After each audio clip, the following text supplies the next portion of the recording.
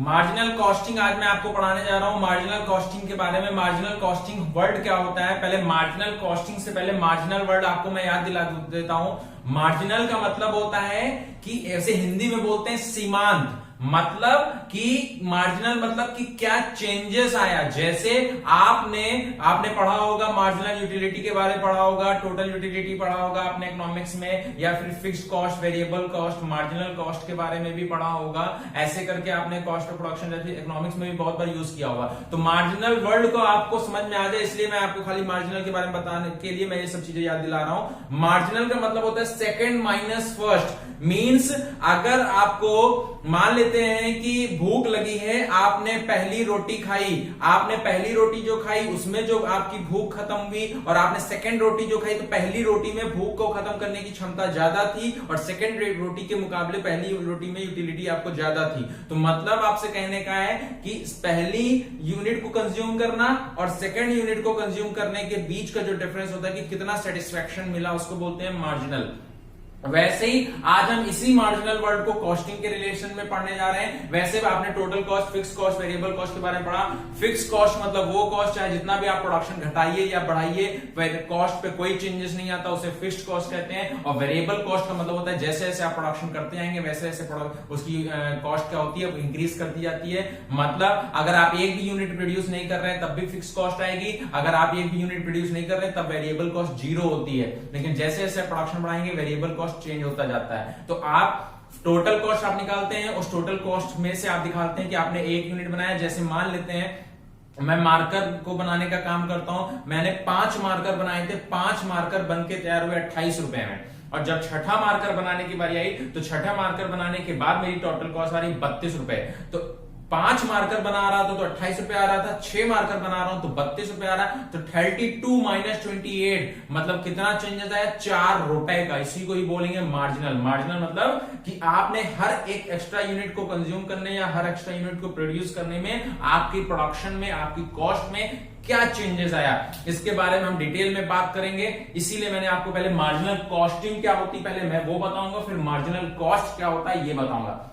Marginal costing का मैंने meaning यहां पे लिखा हुआ है। मार्जिनल कॉस्टिंग वर्ड क्या होती है पहले पढ़ते हैं। Marginal costing has special value in decision making. मतलब मार्जिनल कॉस्टिंग क्या होता है, स्पेशल वैल्यू होता है डिसीजन मेकिंग में। इसका मीनिंग क्या हुआ, जैसे आप प्रोडक्शन कर रहे हैं, आप प्रोड्यूस करते जा रहे हैं, तो आपको ये भी तो पता होना चाहिए कि आपकी कॉस्ट, आपने जो सोचा था, आपने जो भी बजटेड जैसे चैप्टर पढ़ा, तो आपने जो कॉस्ट सोची थी उससे ज्यादा तो नहीं होती जा रही है कॉस्ट। तो मार्जिनल कॉस्टिंग आपके लिए इसमें हेल्पफुल होता है। आप मान लेते कोई प्रोडक्शन करने जा रहे हैं, आप मान लेता हूं मैं स्टेशनरी का वर्क करना है मुझे, मैं बुक मैं लिखी, मैंने बुक पूरा लिख दिया, मैं उसको बुक को पब्लिश कराना चाहता हूं। तो मैं पता करना चाहता हूं कि बुक को पब्लिश कराने के लिए मैं किसी पब्लिकेशन को दूं या मैं खुद मशीन या ला करके या खुद को मतलब उस सारी चीजों का इंतजाम करके मैं खुद बुक पब्लिश करूं। तो मुझे ये पता करना पड़ेगा कि बुक खुद पब्लिश करने में कितना खर्चा आएगा या किसी और को पब्लिश कराऊंगा तो मेरा क्या खर्चा आएगा या मुझे कितना फायदा होगा।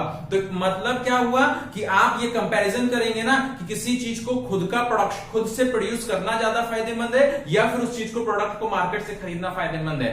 मान लेते हैं आप तो जैसे आपका बर्थडे है, आप बर्थडे सेलिब्रेशन करना चाहते हैं। तो आपने बर्थडे सेलिब्रेशन में आप 2 चीजों का सोचते हैं कि मैं बर्थडे पार्टी को घर में ही ऑर्गेनाइज करूं, सारे फ्रेंड्स को घर में बुलाना मेरे लिए फायदेमंद रहेगा। जो लोगों को पार्टी देने के लिए जो मैं जिन चीजों का खाने पीने की जो इंतजाम कर रहा हूं वो मैं घर में अगर बनवाऊंगा तो ज्यादा फायदेमंद रहेगा, या मैं इन सभी को रेस्टोरेंट लेकर के जाऊं, मैं वहां पे ले जाकर उन लोगों को पार्टी दूं, वो फायदेमंद रहेगा। तो आप कंपैरिजन करोगे, आपको लगेगा नहीं मैं रेस्टोरेंट जाऊंगा वहां कम लोग आएंगे और पैसा ज्यादा खर्च होगा, इससे अच्छा है कि मैं घर पे ज्यादा से ज्यादा लोगों को बुला करके और ज्यादा से ज्यादा चीजों को कम कॉस्ट पे खिला सकता हूं या कम कॉस्ट पे उनको पार्टी दे सकता हूं और ज्यादा अच्छा से एंजॉय कर पाएंगे। तो आपने कंपैरिजन किया कि आपके लिए कहां की चीज बेस्ट थी, आपने उस डिसीजन को, उसके अकॉर्डिंग आपने डिसीजन लिया। तो मार्जिनल कॉस्टिंग में भी हम यही सब पढ़ने वाले हैं कि हम जो जो प्रोडक्शन कर रहे हैं, जो जो चीजों कर रहे हैं, क्या वो हमारी कॉस्ट से ज्यादा तो नहीं जा रहा है या जो हमने सोचा था उतनी कॉस्ट में है।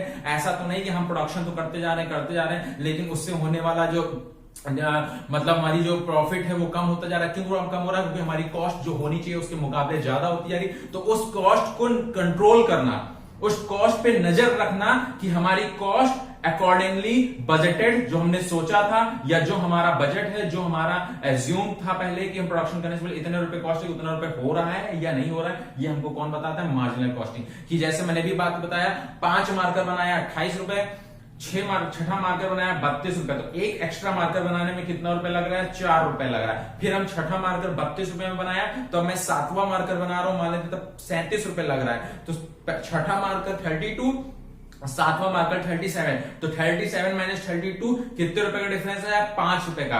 अब मुझे पता चला कि एक मार्कर एक्स्ट्रा बढ़ाने में मेरी कॉस्ट 4 रुपए से 5 रुपए 1 रुपए बढ़ रही है। तो मैं इन सब चीजों पे कंपैरिजन करके मैं डिसीजन लेने के लिए मुझे सही रहेगा, इसलिए हम मार्जिनल कॉस्टिंग चैप्टर पढ़ने जा रहे हैं। ओके, तो मार्जिनल कॉस्टिंग क्या है? स्पेशल वैल्यू है डिसीजन मेकिंग के लिए, जैसा कि मैंने आपको एक्सप्लेन किया अभी। आगे बढ़ते हैं। It is also a technique which provide presentation of cost data, मतलब एक प्रकार से ये टेक्निक है प्रेजेंटेशन को, डाटा को प्रेजेंट करने का, ये पता करने का, ये प्रेजेंट करने का कि आप किसी चीज को प्रोड्यूस कर रहे हैं तो उसकी कॉस्ट क्या जा रही है। आप प्रोड्यूस कर रहे हैं, आप तो प्रोडक्शन कर रहे हैं, आप पहले छोटे लेवल पर प्रोडक्शन कर रहे थे, आप पहले 100 यूनिट बनाते थे, फिर 500 यूनिट बनाना शुरू किया, फिर 1000 यूनिट बनाना शुरू किया, फिर 10,000 यूनिट बनाना शुरू किया। आप प्रोडक्शन तो बढ़ाते चले जा रहे हैं, स्केल तो प्रोडक्शन का बढ़ाते चले जा रहे हैं, तो आपको ये भी तो पता करना पड़ेगा जो प्रोडक्शन का स्केल बढ़ाने से मेरी कॉस्ट में कितना चेंजेस आ रहा है, वो प्रेजेंटेशन हमको देता है marginal costing. In such a way that true cost volume, इस तरह से मार्जिनल कॉस्टिंग हमको प्रेजेंटेशन देता है कि मार्जिनल कॉस्टिंग हमें इस तरह से प्रेजेंटेशन देगा कि हमारा को ट्रू कॉस्ट वॉल्यूम पता कर सके, प्रॉफिट रिलेशनशिप इज रिलेवेंट, मतलब हम अपनी प्रोडक्शन की कॉस्ट को पता कर सकते हैं किस रिलेशन में? प्रॉफिट के वॉल्यूम के रिलेशन में, कि हमारा प्रॉफिट 100 यूनिट बेचने पे हमें अगर मान लेते हैं 10% का प्रॉफिट हो रहा था, तो मैं 1000 यूनिट जो बेच रहा हूं तो उस पर प्रॉफिट का परसेंटेज कितना चेंजेस आ रहा है। इन सब चीजों को पूरा कंट्रोल, पूरा नियंत्रण करना, पूरी चीजों की स्टडी करना किसमें आता है? मार्जिनल कॉस्टिंग में आता है। ओके, मार्जिनल कॉस्टिंग हमने पढ़ा। अब मैं आपको मार्जिनल कॉस्ट बताने जा रहा हूं, जिसके बारे में आप थोड़ा बहुत पहले से भी जान चुके हैं, जानते हैं। ठीक, मार्जिनल कॉस्ट आपके बाद में मार्जिनल वर्ड आता तो समझ में आ जाता होगा, हर एक extra unit minus first unit. जैसे मैंने अभी बताया कि मैं मान लेते हैं छठा मार्कर बनाना और पांच मार्कर बनाए, तो 5 मार्कर बनाने में कितनी कॉस्ट है और एक एक्स्ट्रा मार्कर बनाने में जो और मैंने कितना डिफरेंस है उसको मार्जिनल बोलेंगे। Marginal cost is that total cost when the quantity produced is incremented by one by one। जैसे मार्जिनल कॉस्ट वो होती है कि हमें ये बताती है कि हमारी कॉस्ट में कितना इंक्रीमेंट आ रहा है हमारे प्रोडक्शन को इंक्रीज करने में। 1 by 1 प्रोडक्शन इंक्रीज करते जा रहे हैं, तो प्रोडक्शन के इंक्रीज करने में हमारे कॉस्ट में क्या इंक्रीमेंट आ रहा है, ये बताता है हमको marginal cost. That is, it is a cost of producing one more unit of a good. मतलब मार्जिनल कॉस्ट हमें क्या है, ये हमें वो कॉस्ट बताता है कि एक एक्स्ट्रा यूनिट बनाने में, 1 मोर यूनिट ऑफ गुड, एक एक्स्ट्रा यूनिट बनाने में आपकी कॉस्ट में क्या चेंजेस आया है। मैंने उसको आपको एग्जांपल के थ्रू बताने का कोशिश किया है। एग्जांपल, वेरिएबल कॉस्ट अगर 25 रुपए की है और फिक्स कॉस्ट है 10,000 रुपए की, मतलब वेरिएबल कॉस्ट मतलब जितनी भी यूनिट आप बनाते हैं तो एक यूनिट को बनाने में कितना रुपए लगता है? 25 रुपए। और फिक्स कॉस्ट का मतलब है आप चाहे प्रोडक्शन करें या ना करें, उसकी कॉस्ट फिक्स कर दी गई, 10,000 रुपए आपको देना है। फिक्स कॉस्ट कौन से होते हैं? जैसे फैक्ट्री का गोडाउन, जो फैक्ट्री जहां हमने ली है रेंट पे, फैक्ट्री का किराया देना, मशीनें हमने कुछ रेंट पे ली है वहां का किराया देना, कुछ हमारे सिक्योरिटी गार्ड और इलेक्ट्रिसिटी का जो डिमांड चार्जेस, जो भी चीजें पे करनी पड़ती वो हमें पे करनी है। अगर वहां पे टेलीफोन या बाकी चीजें से हमने सुविधाएं ले रखी है, वाटर सप्लाई ले रखी है, वहां हाउस टैक्स पे करना, ये आपको पे करना ही करना है, चाहे आप उसमें प्रोडक्शन करें या ना करें। उसको फिक्स कॉस्ट है 10,000 रुपए की। मान लेते हैं हम 1000 यूनिट बनाते हैं, तो एक यूनिट बनाने में 25 रुपए, तो 1000 यूनिट बनाने में कितना रुपए लगेगा? 25,000 वेरिएबल कॉस्ट। फिक्स कॉस्ट कितनी है? 10,000। टोटल कॉस्ट क्या होती है? Fix cost plus variable cost. तो fix cost 25,000, sorry variable cost 25,000, fix cost 10,000, 25,000 plus 10,000 30,000, sorry 35,000, 25,000 plus 10,000, 25,000 variable cost आ गया, 1,000 इंटू 25 और फिक्स कॉस्ट कितना था? 10,000, 35,000। ये कितनी यूनिट बनाने में आया? 1000 यूनिट बनाने की कॉस्ट कितनी है? 35,000।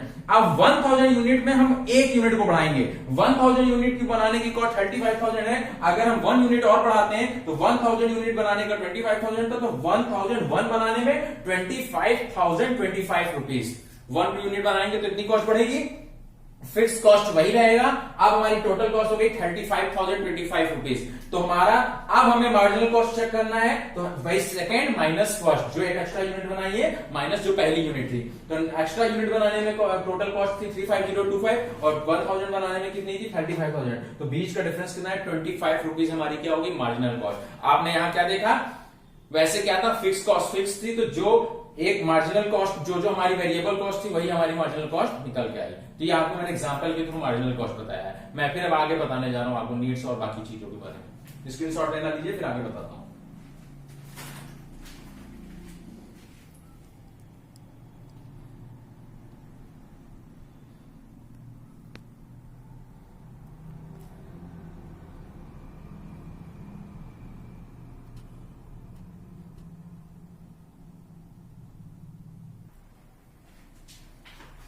Need for marginal costing. Need for marginal costing आपको बताने जा रहा हूं कि मार्जिनल कॉस्टिंग की क्यों जरूरत है, क्या वजह है।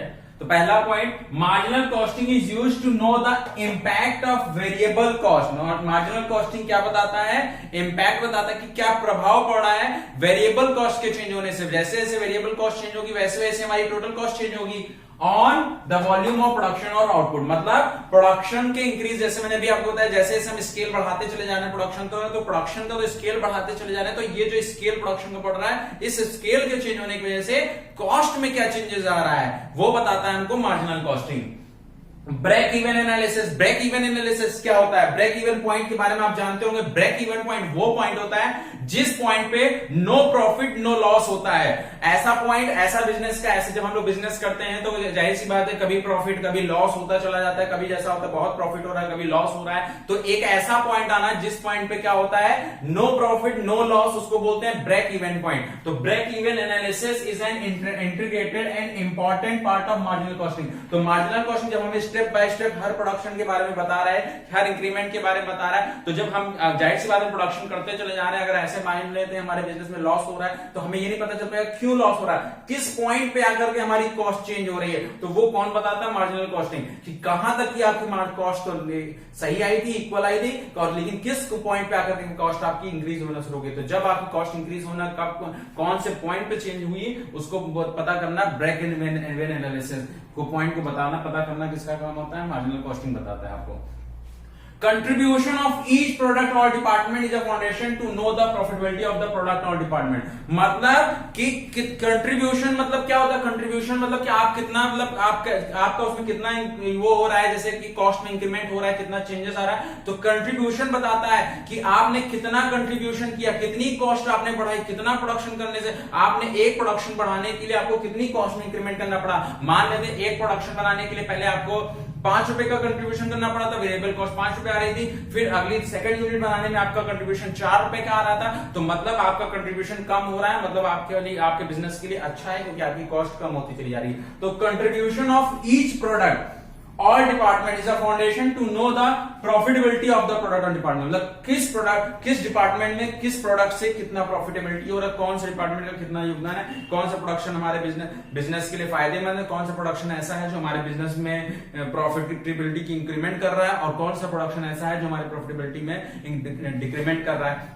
जैसे सिंपल सी भाषा में समझ लीजिए कि मान लेते हैं मैं हीरो की बाइक्स बनाने की कंपनी है मेरी, तो हीरो की बाइक है, तो हीरो में कितने पैशन भी हो गया, स्प्लेंडर भी हो गया, हीरो की मतलब जितनी भी वैरायटियां हैं, जितने भी मतलब ब्रांड की मतलब बाइक मार्केट में उतारी जाती है, सिटी डिलक्स हो गया, इतनी तरीके की जितनी भी ब्रांड है। तो अब मान लेते हैं कि मेरा पैशन की मार्केट में, हीरो पैशन जो मार्केट में बहुत बिक रही है, लेकिन हीरो मान लेते हैं कि स्प्लेंडर मार्केट में कम बिक रही है। तो हमने पता लग पाया कि हाँ ये प्रोडक्शन करने से हमारे को कोई प्रॉफिट नहीं हो रहा है, बल्कि हमारी कॉस्ट ही इंक्रीमेंट हो रही है, हमारा बिजनेस लॉस जा रहा है, तो हम प्रोडक्शन को उसको बंद कर सकते हैं, और जिस प्रोडक्शन के करने से हमारे बिजनेस में इंक्रीमेंट हो रहा है उस प्रोडक्शन को हम बढ़ा सकते हैं। तो कंट्रीब्यूशन हर प्रोडक्ट का हर डिपार्टमेंट में कितना है और किससे कितनी प्रॉफिटेबिलिटी है, क्या से क्या बताने का तरीका क्या होता है, मार्जिनल कॉस्टिंग होता है। ऐसे बहुत से नीड है, मैंने आपको कुछ बताए, बाकी आपको पढ़ना हो तो बुक से आपने पढ़ लीजिएगा, जहां से पढ़ना हो, इतना इंपॉर्टेंट नहीं, जो भी जरूरत की होता क्या मैंने आपको बताया।